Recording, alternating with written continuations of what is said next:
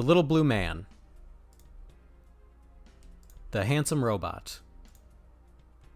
Dr. Light's most amazing creation. This is Mega Man.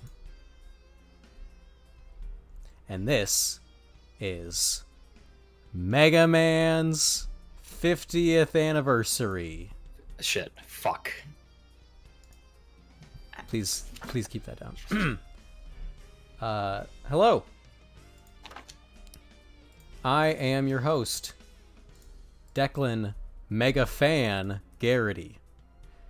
Tonight, I am joined by David King, the Red Bomber himself. Hello, that's right, the Red Bomber. And fellow electronic games expert, Mackenzie Edlund. How are you doing tonight?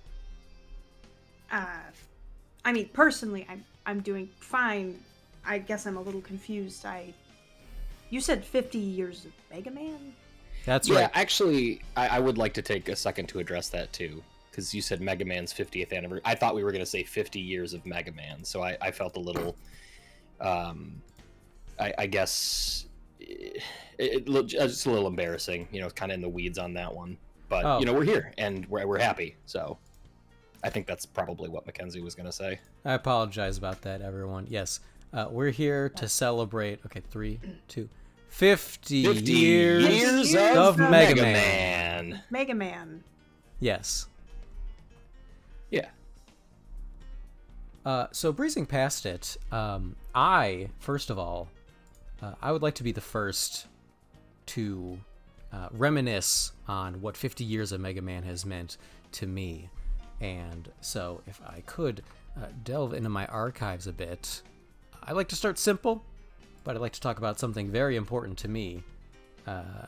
The Mega Man... Nope, not that. The Mega Man Energy Gloves and Helmet. Now, there were versions of the game that you could play on the original Entertainment Brick that could utilize these. And that was really a crazy way to play. Let's see here. Some of my notes. They use rudimentary electrodes to receive human input. So you slide your hands in, you slide the VR headset on your head. And it would do things like eye tracking. And one thing about it, there were reports that the factor of human sweat could result in accidental, frequent electric shocks due to the rudimentary electrodes that were placed inside the device. Which, was its own thing. Was sort of neither here nor there. But what I want to talk about, a special case I want to mention, is one of the first speedrunners you could have heard about.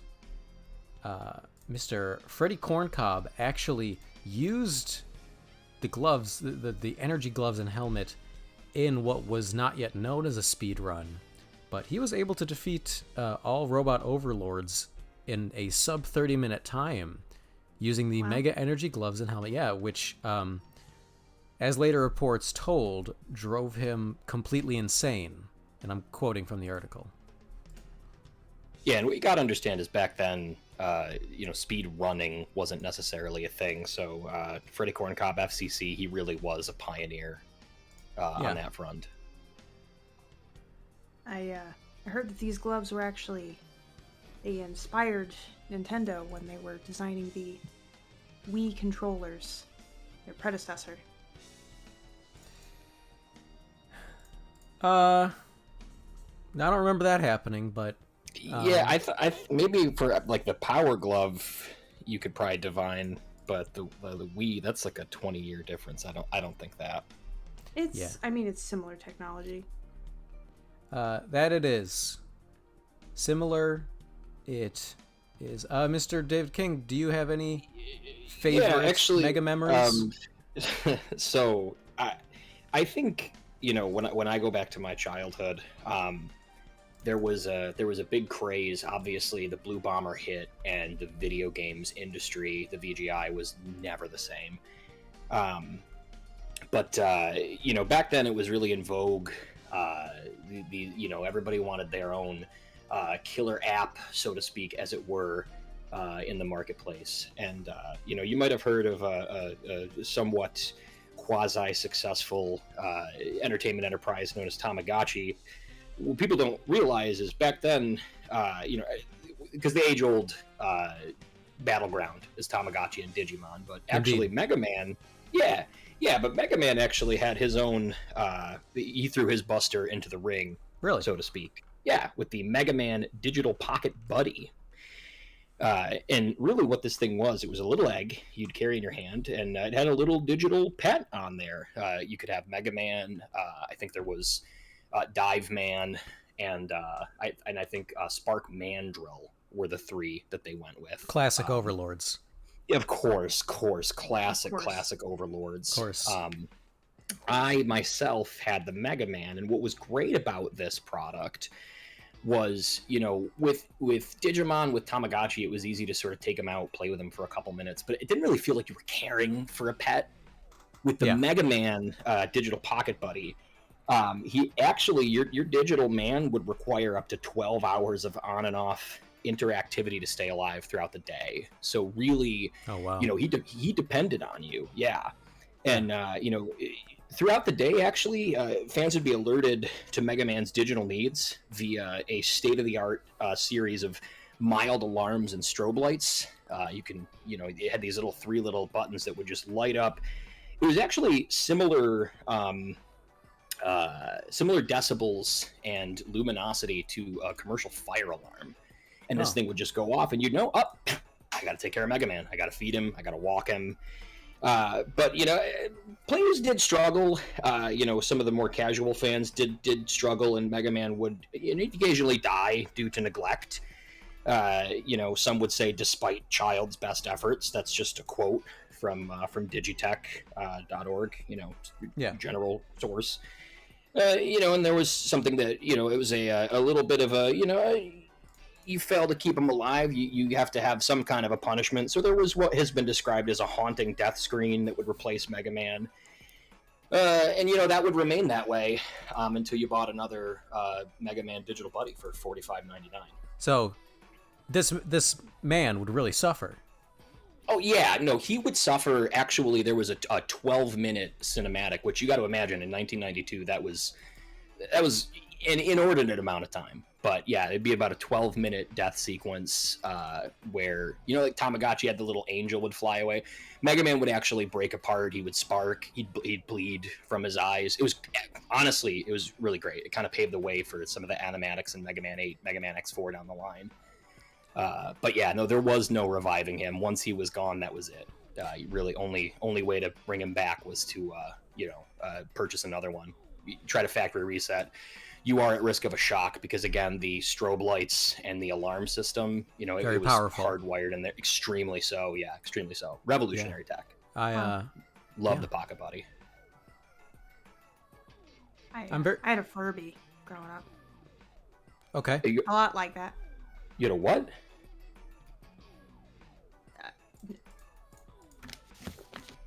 No, never mind. Okay.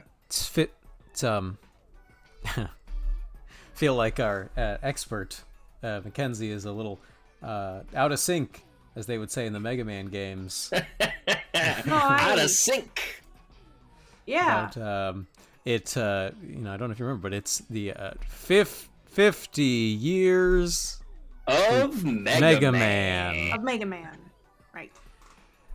But why don't you reassure us that you didn't miss that memo? What have you got in Mega Man's long history that excites you? Yeah, why don't you get equipped with some Mega Man history? No, I actually did receive the wrong memo. Huh? No, there was a mistake. I thought this was the 50 years of The Legend of Zelda. Oh. I came prepared with some of my favorites from back in the day, but I'm not the best prepared for 50 years of Mega Man. 50 years of Mega Man. 50 years, here. Here, why don't I just read about a product that takes me back to my childhood? Okay. The games are roughly the same age, right? This is a Mega Man product? It was the Master Self-Portrait Camera Stick. Do you guys remember that? Not a big Brought to us Zelda. by the same people who developed The Legend of Zelda, actually. The Japanese. Mm-hmm. It was Okay. the best of a lightsaber and like a self-portrait camera stick. And you just felt exactly how Link would feel if he had a camera on the end of his sword. Is Link the friend of Zelda, the main character? Yeah. I'm sorry, does Link... No. Zelda does he is take the boy. pictures in the game? Yeah. No. Link is the main character. Zelda's the princess. The game is named after Zelda. Well, she's a very important So, fictional character in the I'm not- universe. She's she holds a part of the Triforce. Yeah, I'm not Wisdom. I'm not arguing that, but like, in Mega Man, we all know who our protag is. Mega Man. No question. Right. It's laid out there for you, whether it's Mega Man 1, 2, or 27. You're playing as that Blue Bomber. So I'm just thinking, things get lost in translation, but its protagonist is probably Zelda. Okay. Well, let me just read a little bit more. Okay. Yeah, sure.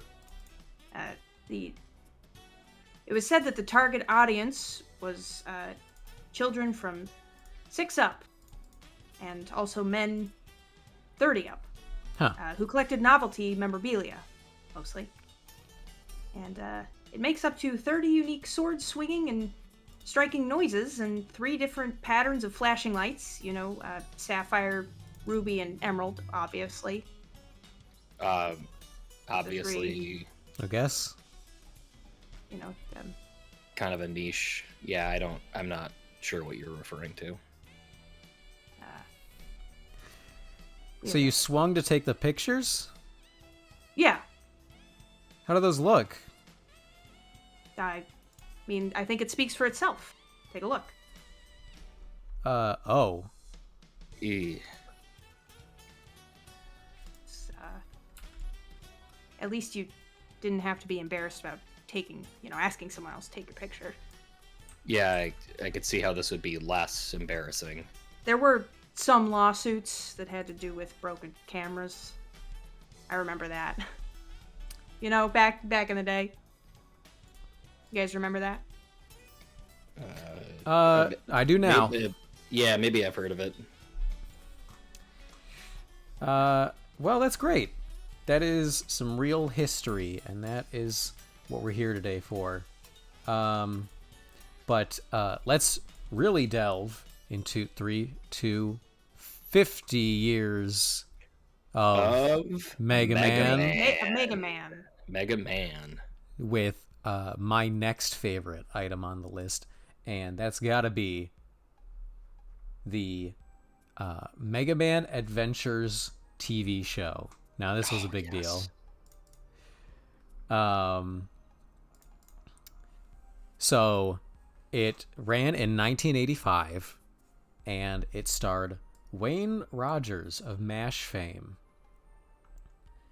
as Rocky Reddy, a 16-year-old high school student. Now, Roger was 52 at the time, so it really blew all of us away. He didn't look a day over 16. Yeah, that he was portraying such a young role, but not at all surprised that he pulled it off. So, in the plot, after a dreadful accident at the Lemon Factory, Rocky Reddy is turned into a fast-shooting, robot-defeating hero by the name of Mega Man. Now, Rocky, these robots that Rocky fought, he's virtually never addressed as Mega Man in the fiction of the show, battled the No Goodniks, evil robot combatants, so named because of their diabolical creator, Dr. Robotnik. Do you remember this show? Oh my god, yeah. I didn't just, watch this show as a kid, which it's like who's staying up to watch primetime Rocky Reddy, Mega Man Adventures? Me, of course, and all of my friends, because it's the Blue Bomber on TV. Yeah. But I also had all the VHS cassettes and the beta as well, the beta disc. Yeah. And you should know something about cassettes, but that's just a little fun little teaser. We'll get back to that in a second, because I want to talk more about this show, because it really has some fascinating history.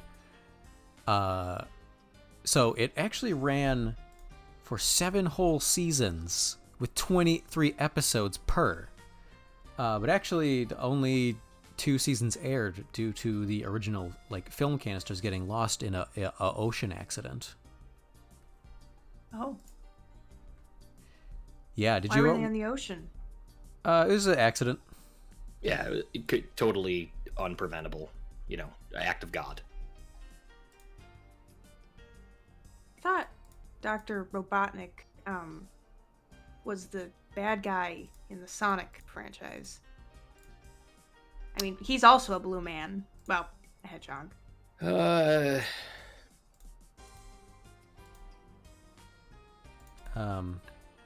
mean, no. I could be remembering that wrong. Yeah, I'm not sure what that is. But the Mega Man Adventures held some star power, I'll tell you that much. There are some names that you may recognize in here, because before the ocean accident, the show contained 11 different women participating in very visibly depicted on-screen sex scenes with Wayne as Rocky Reddy. And so get out, your bingo cards, because there's some names you might recognize here. One was Kate Blanchett. Did they give us bingo card? A young Jessica Walters. And and among the tantalizing cast, Ghislaine Maxwell.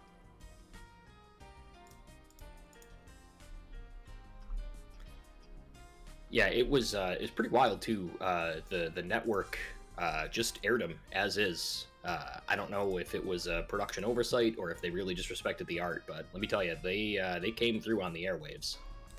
Yes. It didn't look like much. I do find myself having to admit that, but it certainly was mine. I'll tell you that much. But I've gone on long enough. Ask a Mac for note? Oh, no. Dave, what else do you remember about 50-year Mega Man tenure? So you had said, we were talking about cassettes earlier. One of my favorite Mega memories growing up was Mega Man and Me. It was very similar to a Choose Your Own Adventure book, that were really popular. Oh, I remember this. Oh. Yeah. Of course. Yeah. But what this was it was a little bit of a change on the formula. This was a Choose Your Own Adventure VHS series. So what it was is you'd cut the flyer out of the magazine and you'd mail it in with your first payment, and they would send you the first cassette. And basically, each cassette came that was a 3-minute episode. There were actually 92 3-minute episodes, and you would see Mega Man and all of his friends and enemies, the Overlords. Cannot forget them. Yeah. And of course, that nefarious Dr. Cortex. Oh man, back when they were running Dr. Cortex. Yeah, this was the Cortex era. But yeah, at the end of the 3 minutes, you take a little card out that came in the box, and you'd fill out what would you have Mega Man do. There'd be 6 or 7 options, and you'd mail that in, and a smooth 6 to 8 weeks, a new VHS would arrive, and you'd get 3 more minutes of adventure before you chose what happened next. Unfortunately, only 11 episodes were produced. Which led to some confusion for fans that might have picked an option where that, episode hadn't been produced and they're sort of just left on the edge of their seat. But, frankly, if you did it right and you knew how to play, you'd get through that 11 episode arc. And let me tell you, it didn't end conclusively, but the way that it ended, it sticks with you. And how did it end? So on the last one that I had was tape number 42, and basically Mega Man, he cornered Helicopter Man, and they had a standoff, and then I had to write in to choose what happened next, and I was like, Mega Man defeats Helicopter Man, but obviously, that one was not produced, so that's the last one, that they produced. Yeah, I was in the first half of Mega Man and the Cistern of Flesh before. I just yeah, and I was really engaged. I was hoping you could tell me how that one ends because my parents decided to stop paying for those before I could get all the way through. Right. So the Cistern of Flesh, I'm assuming you made it. So you said halfway through. So you made it at least as far as to where he meets up with Van Helsing. Yes. Right. So they do end up returning the Quantum Gemerald to the Pharaoh's tomb. They reverse the curse, but not before Mega Man does some blasting. He's got to deal with those Draculas. Oh, he's got to take down the Draculas. Very, very classic Mega Man. Yeah. And it is. It's been a long 50 years. 50 years of Mega Man. 50 years of Mega Man. Been a long 50 years, and in that 50 years, no, I'm not gonna go to her. She doesn't have. In this long 50 years, I'm just going to. I can't wait any longer. I want to talk about the lady behind the boy, Mega Man's faithful robot sister and love interest, Megan Man. Yeah, if you listen closely, you can hear the heart of every boy aged 12 to 16 in 1994 beating rapidly. Yeah, that let me who know. This is? Yes? Megan Man, his sister. I'm sorry, you know Zeldra, but you don't know Megan Man? Yeah, they're the original Link and Zelda, whoever Link is. I don't think that's true. Well, you said I'll just say that this isn't my first time seeing this character, but this is more clothes than she's ever been wearing. This outfit looks great. Well, you are living the dream of, as Dave said, every red-blooded American or Japanese boy from the year Mega Man was released to within 5 years of that release. 50 years ago now. 50 years ago. 50 years. 50 years. I really want to take a moment to sort of list off the accomplishments of Megan Man. She really took feminism leaps and bounds into the future. She's been called the leader of the Renaissance of suffrage, inspirer of many notable women, Ruth Bader Ginsburg, Maya Angelou. The list ends there. But that has got me really thinking about the Mega Man comics. You know these? Yes. Yeah, I had every here? one. Yeah. Yep, I had every single one. So, more than anyone, probably, given your raunchy reaction to Megan Man herself, how much the comics were responsible for telling the sort of spin-off tales and bringing to light the hinted romantic relationship between robot siblings. Yes. The writer, who was a colleague, Quentin Edinburgh, the writer. Yes. Yep, and Quentin artist. Edinburgh. So yes. he ran through no approval process for drawing what was written. He was in charge of it all. Right. So he was actually very good friends with Ken Penders of the Sonic the Hedgehog comic fame, and the two of them pretty close buddies. So obviously some similar sort of mentality there about, depiction of female characters. So obviously you're seeing strong representation of these characters. But Quentin was big into showing and telling, which is obviously the greatest form of storytelling. It's the golden age of comics. He was not shy about really laying those breadcrumbs, some would say loaves of bread, to try to lead viewers to make that assumption. Yeah, no kidding. And I've highlighted a few select chapters that the ratings board decided I should not read on air.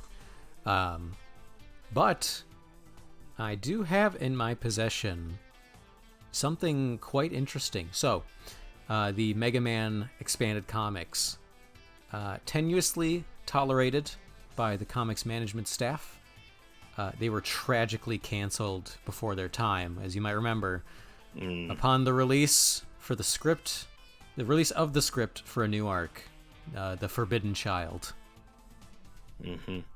I think we've all heard the specter of The Forbidden Child looming over us in comics discussion forums. I can quote from an article.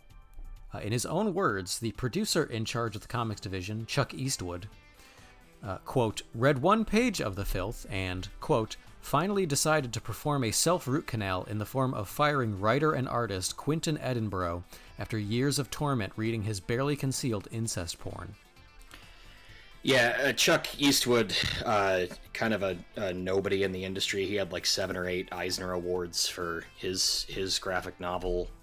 It was, retelling, I don't know, some Bible stories or something, but they were really accessible for the modern era. Just trash, basically. That's his opinion, but he's not really, anybody. He was indeed. at the time, maybe, but I mean, who's heard of him now? I feel the same. But it is to that end that I would like to give The Forbidden Child some of its justice by reading the script on air here today. Oh, you really shouldn't do that. So you're telling me you have the script? Yes, I have it. I have it right here. Oh my god. Yes, so let me. Okay.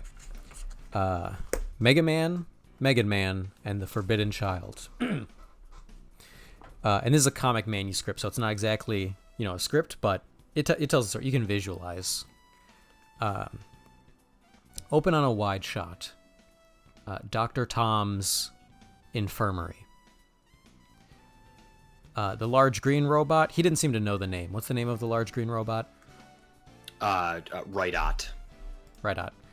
Rydot spreads a sort of jelly lacquer over Megan Man's stomach, running the ultrasound. No? Just a little more? I can't read the...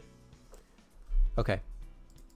It appears I cannot read any more of this. Likely some copyright issue stuff. Yeah, I mean, that's... You gotta be respectful. I'll just put that away. I mean, I guess there's the Mega Station, which is like a 3,000-pound piece of gear you had to strap yourself into with like 4 to 5 seat belts. Little interesting fact about them is that it could not pay off itself because they had to develop state-of-the-art eye shielding glasses to deal with the 3 CRT setup, because the amount of power that went into this thing. It was known in the industry behind the scenes as the eye boiler. Oh, I remember this one, actually. Yeah, I remember. So this one, reading about this in Field and Stream magazine. Yeah. Getting so excited for it to come out, but yeah, no, they did. Far as I know, not available widespread to consumers. It made some real splashes in the industry. Yeah. Yep. Yes. It certainly was responsible for a term those in the industry will be familiar with, which is the deviled eggening of children's eyeballs in the limited demos that were released. So I have one at home. I paid $500,000 for it. I'm still paying that off, but as an adult, your eyes are a little more resilient. So I'm able to strap in, and mostly I come back to prescription strength vision in my eyes after wrapping up a solid 20 minutes. So I'm almost through Mega Man XV. Wow. So I've heard and I've seen there's a guy that does a YouTube channel. We'll drop a link in the description, but he does a channel on just kind of like old recovered tech and stuff. And he had one of these. He had said he had an issue where the seatbelt would cut into his flesh because of the way that it would tighten with a winch involuntarily as soon as you strapped it in. Does that track? Yeah. Yes. Okay. There's a lot of really industrial technology in this thing, and it's really a wonder of modern engineering. And I think the sort of dehumidifying of the inside of children's skulls really took away from the mystique of such groundbreaking technology. It's just it's a little frustrating. Everybody wants to talk about the the liquidation, the deviled egging, and that boiled cabbage smell, but nobody talks about the 4 seatbelts. 4 of them.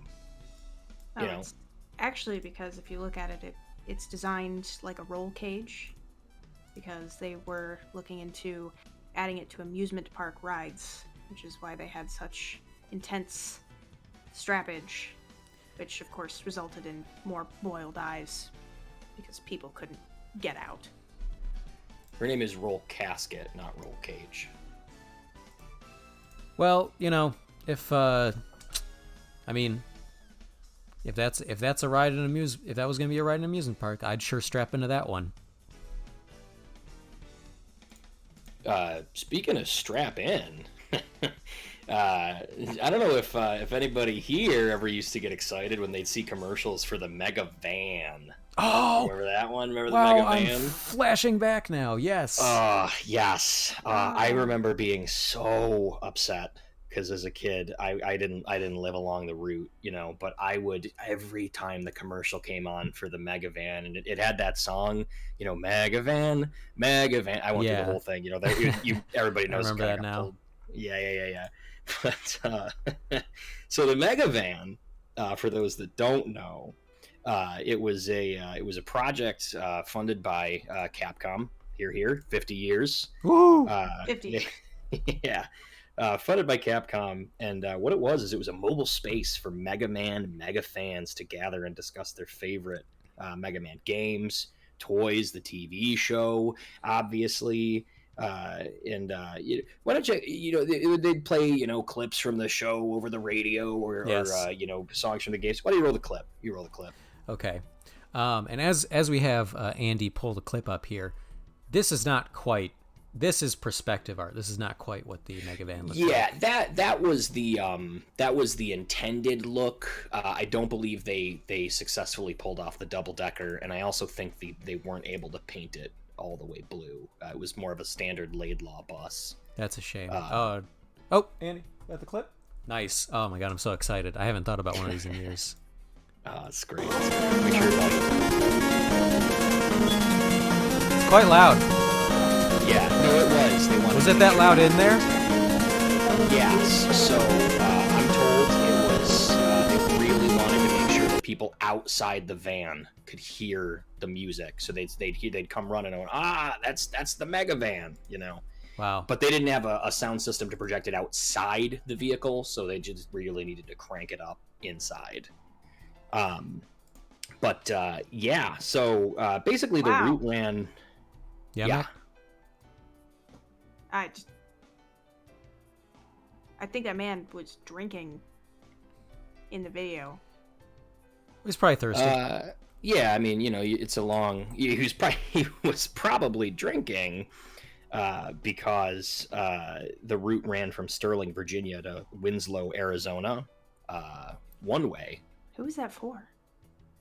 Yeah, Mega Man fans. And I bet they provided him that Mega Energy coolant.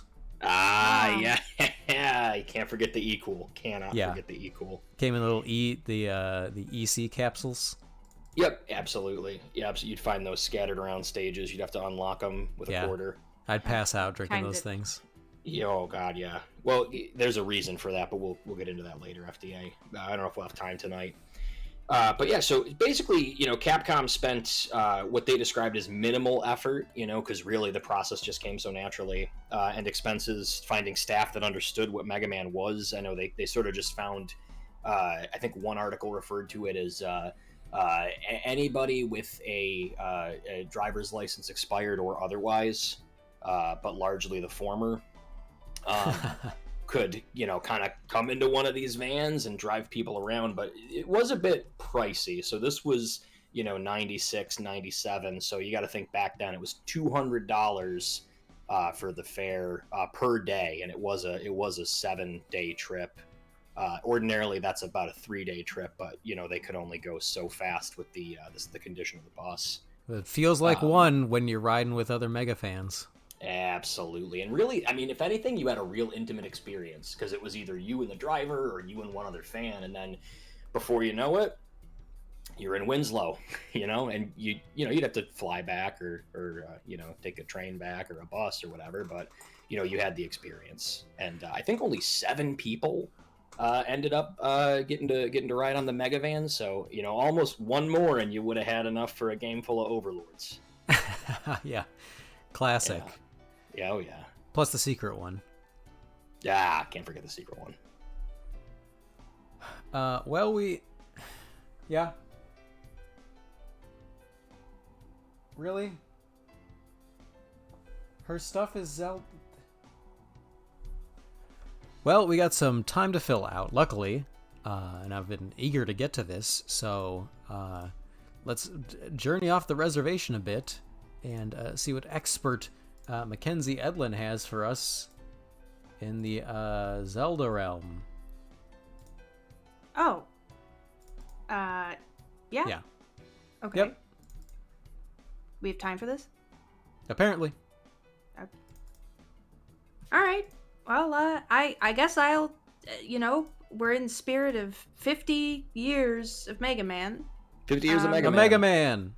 So I guess I'll talk about something that I you know, found as inspiring and when I was a kid. Did you guys collect things as kids? Yeah, I mean, all the Mega Man games. Robot Overlord toys. The Overlord toys, the t-shirts. White Phosphorus Man stood on my nightstand for Yeah, 32 years now. So, yeah. I was really into coins as a kid. Oh, okay. Like, wow, really? Yeah. I collected a lot of coins. And, like change. A lot. Well, they're special coins. And what I'm going to talk about today is one that's really close to my heart. The limited edition Hero of Hyrule commemorative 9/11 Justice coin. The what? Can we cut to the video? Do we? Yeah, okay. Like the tragedy? Oh, we do have it. Day will live in infamy, but the United States would ensure that those responsible would pay the ultimate price. Justice will be done. George Bush. May 1st, 2011, Yeah. elite members of SEAL Team 6 carried out a daring operation with really, extraordinary bravery and It's a precision. very special Tonight, commemorative, I can report to the American people and collaboration. To the world, justice. Sorry, my has been my done. dad And worked now, at the the historic coin minted, WTC, making so it's a available little this rare difficult for me, commemorative coin. obviously. Dave's from New York. The team who carried out Operation Geronimo. I featuring moved the here, courageous so. SEAL team and You their secret could see the stealth helicopter. smoke On the for other side, 4 the days. tragic reminders: the World Trade Center, the Pentagon, and Flight 93. This beautiful Talk limited about your edition coins. sovereign is layered in magnificent Yeah, 24 karat they gold. were A collector's item they that's were, valued at very $100, expensive but is now in available value. for They were just $100 $49.95. in value, Call but in the they next sold 10 them minutes and you can for own this I think valuable $49.99 heirloom a for pop. just $19.95. And See this the ads they'd run, they'd give you those special deals, and that was a great deal. You could buy 3, 4 at a time. There's more. We'll also And send they you promoted this specially. They gave you like a $5 Plus, credit be one of the first when you $500, purchased and we'll off also your increase next the Operation Geronimo Zelda military game. briefing packet with They photographs, willingly videos, and connected their operating product to details. that? Yeah, there's actually some Today, cartridges, it's absolutely free. Just pay shipping and from processing. the Altogether, N64 that's release with the American $260 flag value printed still on them. for only And that's how you know $19.95. that those were We'll bought even with have a the 30 special days credit the sticker, and they're very rare now. Wow. But Yeah, they're I've- worth a lot of money to the Patriots. Yeah. Did they donate the funds to the firemen, or? I don't know. I just collected the coins. Well, that's all we got time for tonight, folks. Really happy. I'd like to thank my guests again. David King, the Megastan. Mega Stan. And thanks, everyone. And so to this, I would like to offer, this isn't exactly, as we know, this is not the song of Mega Man. This is of his brother, predecessor even, and closely beloved, almost only family. And what could be seen as evil inverse Mega Man. Yeah, Bordeaux Man. Oh, we're talking from different versions. You're talking Japanese translation. Oh, yeah, I yeah, am talking about the Canadiization. But yeah, we're going to play the whistle song. Godspeed, Mega Man. We'll get you back someday.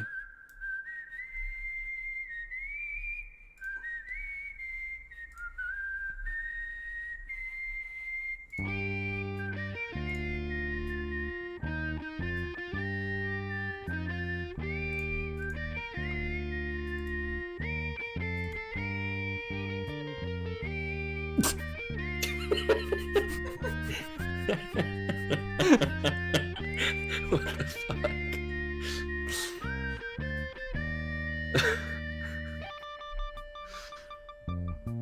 I almost lost my shit at you cannot run, you cannot hide, minted on a coin. What a fucking xenophobic time it was in our country. Oh my god, I was choking. Yeah, that was insanity. That's not okay. We're fucking coming for you. Middle East. Secret helicopters. Like, only the USA would, instead of focusing on like the lives lost, would be like, well, we're gonna get the bastards back. No understanding, like it wasn't a national conflict, it was a terrorist cell.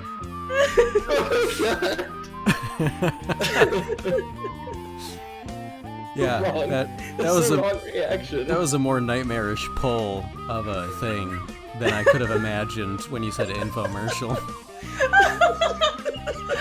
I had this visual flashback to me as a child watching these awful coin commercials, and that was the first one that came up, and I was like, oh no, this is too good. This is bad, but it's good. Oh, fuck. Jesus Christ.